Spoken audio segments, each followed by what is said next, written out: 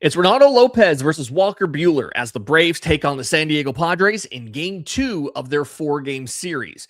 This is your 15-minute scouting report for today's game.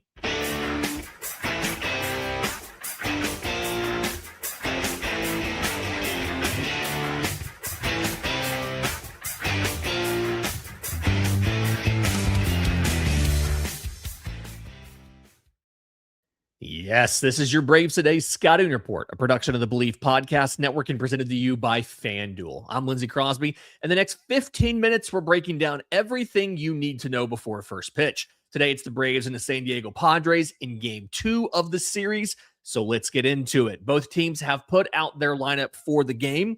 For the Atlanta Braves, there is a new face in the lineup. So Drake Baldwin is leading off at catcher, followed by Ozzie Albies batting second at second base, Matt Olson batting third at first base, Austin Riley batting cleanup at third base, followed by Michael Harris II in center field batting fifth, Mauricio Dubon in left field like normal batting sixth. Mike Yastrzemski is making his return from the injured list today in the lineup at designated hitter batting seventh, while Brewer Hicklin gets another start in right field, batting eighth, and Jim Jarvis, Jimmy Baseball himself, is at shortstop, batting ninth. Baldwin, Albies, Olson, Riley, Harris, Dubon, Yastrzemski, Hicklin, and Jarvis. On the mound for the Braves, he made the graphic, Reynaldo López, 4-2 with a 3.50 ERA. 4.51 expected ERA, right? 4.30 fielded independent pitching. Not the greatest estimators in the world. Some of that comes down to low strikeout rate, right? 20.8%. Reynaldo López is walking just under 10% of batters. So the spread there, 11.2%, isn't necessarily awesome. It's not terrible, but again, 20% is kind of where you start getting into unsustainable territory with regression coming. So I want to see him tick that up just a little bit. He is still a 4-pitch guy here, right? This is 4-seam slider, curveball, changeup, and it's pretty much in that order to everybody. The question is just how much of each does he throw? Righties, it's very much a simplified mix. Almost entirely what righties will see will be 4-seamer and slider. Against lefties, it's more of a 3-pitch mix. The curveball does come around some more. And then he does have the occasional changeup as well. The thing that I don't necessarily know if we're talking about, since he went back in the rotation, he's kind of been an above average performer by ERA. 3.50 across 4 starts, just 4 walks to 15 strikeouts. But I will point out, of those 7 earned runs, 4 of them came in his last outing versus the Cardinals. He only went 4 innings. Again, gave up those 4 earned runs. Braves lost that 4-1. So I would love some more length, and I would love some more whiffs, missing more bats out of Reynaldo López. Reminder, this is an audition for a postseason rotation spot. Atlanta's looking to add a postseason starter before the deadline, and we're hoping they can get one. And if they can find one, they'll need to find the last guy internally. Is it López? Is it AJ Smith-Shawver? Could it maybe be a Spencer Schwellenbach? Reynaldo López can take a step towards claiming that spot with some more strikeouts and more whiffs and stuff today. No Padres have been like awesome against Reynaldo López in their careers in like sustained sample sizes. They've been pretty decent. Like Xander Bogaerts, 15 at-bats, 2.67 ERA. Manny Machado, 12 at-bat. I'm sorry, ERA, batting average. Manny Machado, 12 at-bats, 250 batting average, 583 OPS, right? Not been awesome, but when you look at the small sample sizes, that's where you see the really interesting guys, right? Jackson Merrill, 3 for 8 with an RBI. Ty France, 1 for 2. Freddie Fermin, 2 for 3. Fernando Tatis is 1 for 6, but that one hits a home run. So some little fun there with some small sample sizes. For the Padres and their lineup, all those guys I just mentioned, except for Fermin, are in the lineup today. Right fielder Fernando Tatis Jr. leads off as always. Jake Cronenworth with the righty on the mound moves up to number 2. Batting second, Manny Machado at third base batting third. Cleanup man Ty France, who homered last night, one of their hottest hitters in the last couple weeks, is the cleanup hitter.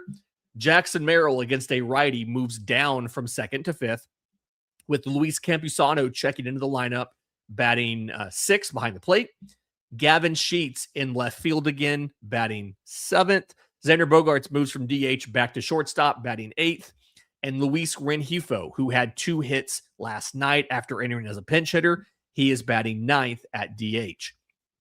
Their starter, noted Braves hater Walker Buehler, former Dodger, former Red Sox, 5-5, 5.36 ERA.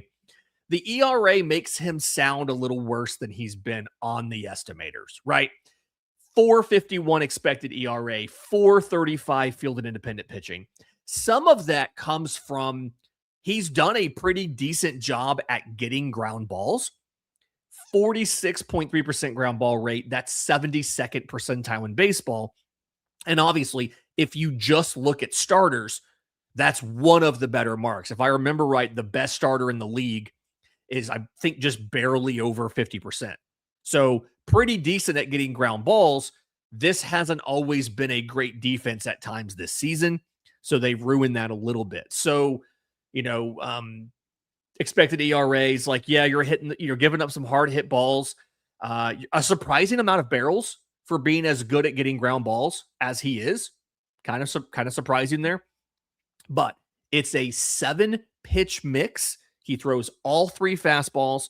He throws both a slider and a sweeper. He's got a curveball. He's got a changeup. The thing here, though, is how much he uses them against either-handedness, right? Against lefties, it's a multi-fastball kind of base kitchen sink mix, okay? Cutter and four-seamer are his primary fastballs there. He ramps up the use of the cutter when he's behind in the count, and he cuts the cutter, I should have worded that differently, in favor of a changeup and a knuckle curve when he is behind and when he has 2 strikes. And then obviously those are the pitches that he cuts when he's behind and wants to throw more cutters. The sweeper, as you would expect, a right-handed pitcher, a left-handed batter, doesn't use the sweeper a ton. The slider is just kind of one of those like 1 in 20 pitches that floats in there. He throws a little bit more sinkers when he's ahead in the count and with 2 strikes. A little bit of a weird usage there. Normally sinkers are a pitch a guy likes to get back into a count with, but all in all, it's a kitchen sink package based on multiple fastballs, and the real kind of put away pitch that he's looking to get you with is that knuckle curve. When it's a righty, it is same pitches, different order. He leads with the sinker and the four-seamer and the cutter. So all 3 fastballs, they're all the most common pitches that he throws. The top 3 pitches are all fastballs, and together they equal like 60-something% usage, right? Kind of similar situation to against lefties. He ramps up the usage of the sinker and the cutter when he's behind. He drops the usage when he's ahead in the count in favor of, in this case, slider sweeper, right? So the sweeper, right on right, that's where you want to use a sweeper. That's where a sweeper has the best chance of being successful. That's what he does there. When he gets to 2 strikes, he's not really ramping up the slider that much with 2 strikes, right? He's ramping up the sweeper to go along with the four-seamer and the slider. Those are the 3 pitches he's really throwing the most with 2 strikes. The one thing that I do want to point out, he's not very predictable on the first pitch as far as what he's going to throw, right? But he is very predictable that he will throw a strike. It is a very, very strong proclivity to throw first pitch strikes to both lefties and righties. So we saw this a little bit last night. The Braves were trying to jump on JP Sears with the idea being we want to attack him and try to get runs off of him, but keep his pitch count low so they don't go to the pin and we have to face all these dudes throwing 98 with movement from either the right or the left-hand side.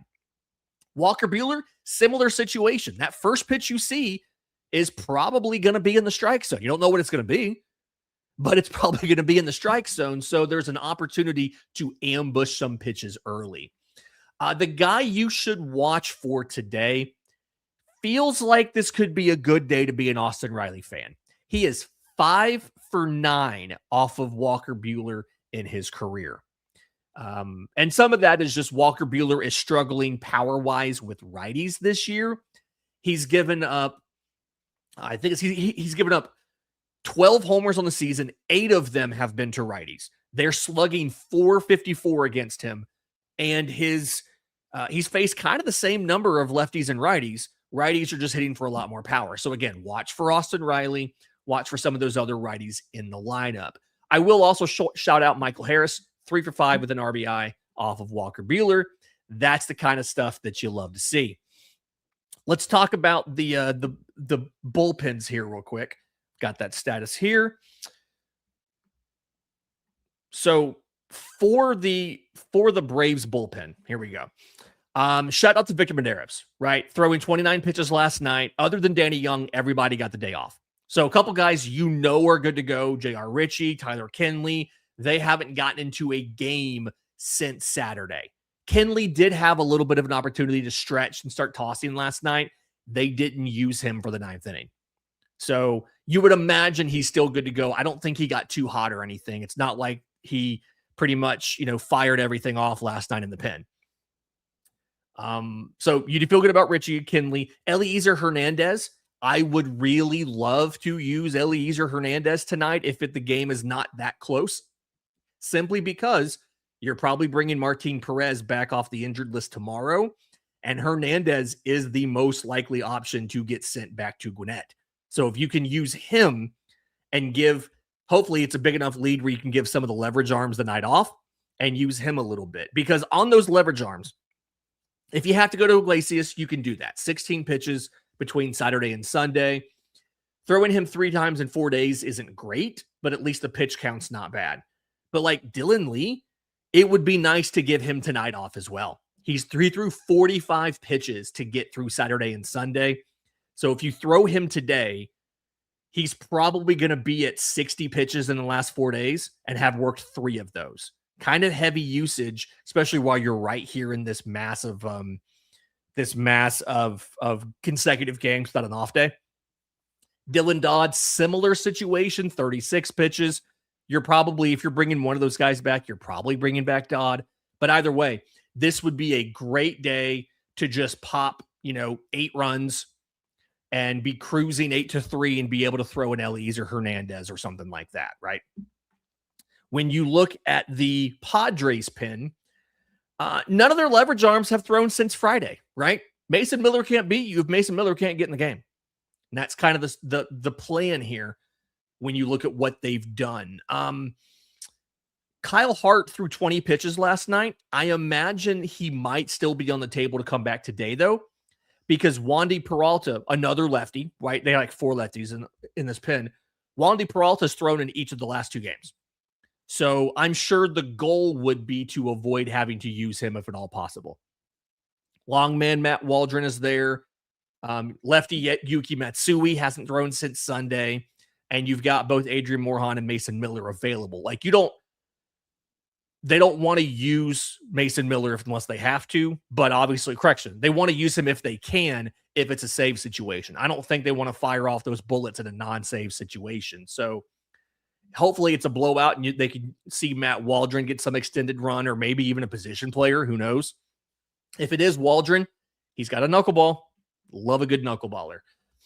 Kind of final thoughts on this one here. Braves Today sponsor FanDuel has Atlanta favored in this one. Money line's at -146 for the Braves, over under of 8.5 runs. I do think it's important to point out Walker Buehler has not been good recently. His last 3 outings, 20 runs on 9 walks and 17 hits. 6 of those 17 hits were homers, and he did all of that in 11 innings. So he has stumbled recently. He was in Truist Park last year with the Red Sox, and the Braves obliterated them then. 5 runs on 10 hits and 5 2/3. And again, he struggled with the righties. So a couple reasons why, provided Reynaldo López can continue the resurgence that we've seen from him recently, you got to feel pretty good about Atlanta's chances of winning this game.